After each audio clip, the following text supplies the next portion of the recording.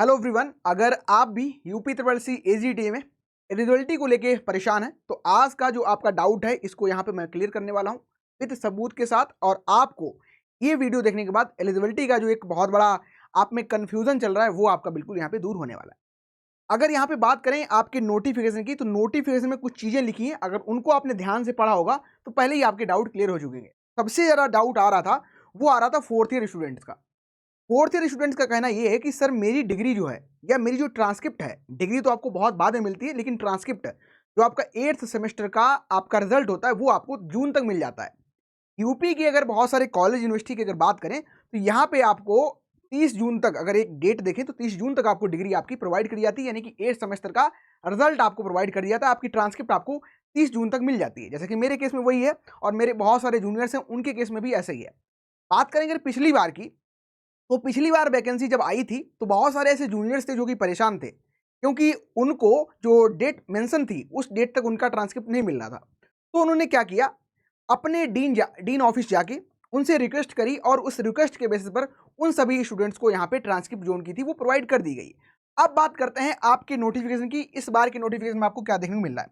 सबसे इंपॉर्टेंट आता है आपकी यहाँ पे डेट। अगर आप देखोगे पहले तो विज्ञापन आपका 24 तारीख तीसरा महीना 2026 को यहाँ पे रिलीज हो चुका है। ऑनलाइन आवेदन और शुल्क जमा करना जो प्रारंभ होगा वो 22 तारीख 5वें महीने 2026 से स्टार्ट होगा। और यहाँ पे ऑनलाइन आवेदन शुल्क जो जमा करना और सबमिट करने की अंतिम तिथि है, ये सभी के लिए जानना जरूरी है, वो आपकी 11 तारीख 6वां महीना 2026 रहने वाली है। और शुल्क समायोजन और आवेदन में संशोधन अगर आप करना चाहते हो तो 18 तारीख तक ये कर पाओगे, लेकिन हमें अभी इस डेट से कोई मतलब नहीं है। हमारा जो मतलब रहेगा वो रहेगा यहाँ तक आपकी 11 तारीख और 6वां महीना 2026 तक। यानी कि अगर आप यहाँ पे देख पा रहे हो 11 जून जो यहाँ पे मेंशन किया गया है डेट, यहाँ तक अगर आपकी मान लो 10 तारीख को कोई एक ऐसा स्टूडेंट है जिसकी 10 तारीख को 10 जून को अगर मैं यहाँ पे कहूँ जून को आपको आपकी ट्रांसक्रिप्ट मिल जाती है या फिर आपको 8th सेमेस्टर का जो रिजल्ट है वो आपको अगर मिल जाता है तो आप इस वैकेंसी के लिए एलिजिबल हो। अगर मान लो कोई स्टूडेंट 9 को मिलता है तो भी एलिजिबल है, 8 को मिलती है तब भी एलिजिबल हो। लेकिन अगर आपको इसके बाद में आपकी ट्रांसक्रिप्ट या 8th सेमेस्टर का जो रिजल्ट है वो मिलता है 11 जून को भी अगर मिलेगा तो आप इस केस में यहाँ पे एलिजिबल नहीं। ठीक है, सबसे बड़ी बात ये है।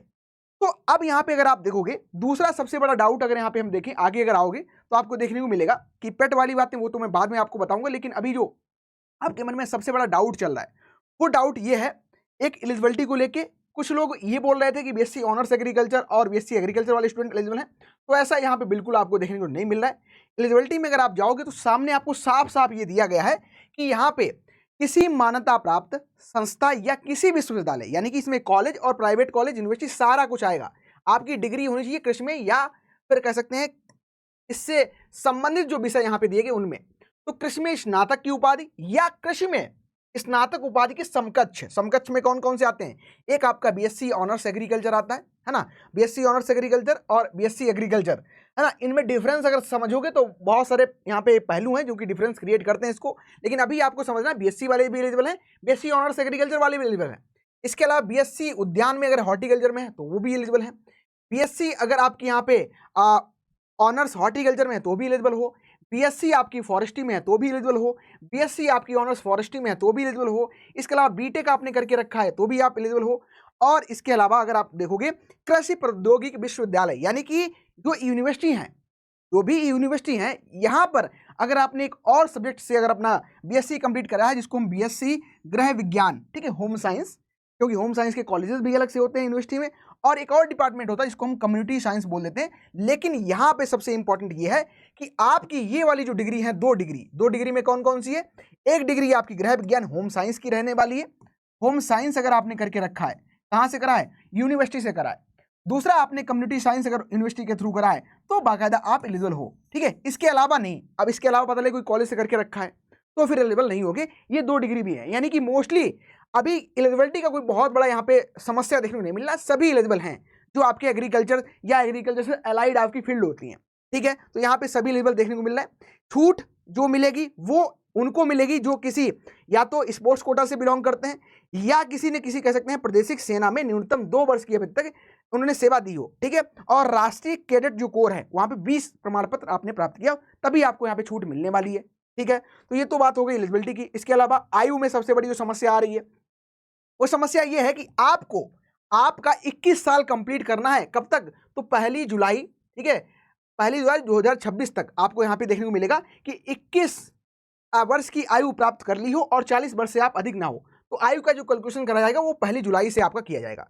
तो बहुत सारे सॉफ्टवेयर आते हैं, बहुत सारी वेबसाइट है, आप गूगल पे जाइएगा, एज कैलकुलेटर लिख देना और ये जो डेट यहाँ पे मेंशन है उसको डाल देना, वहां से आपकी एज कैलकुलेट हो जाएगी। आपको पता चल जाएगा कि आप 1 जुलाई तक यहाँ पे 21 साल कंप्लीट कर रहे हो कि नहीं कर रहे हो। अगर एक भी दिन कम है तो फिर भाई एलिजिबल आप यहाँ पे नहीं होगे, ठीक है, क्योंकि ये एज का बहुत बड़ा यहाँ पे मेन पॉइंट आपका रहता है, तो ये आपको पता होना चाहिए, ठीक है।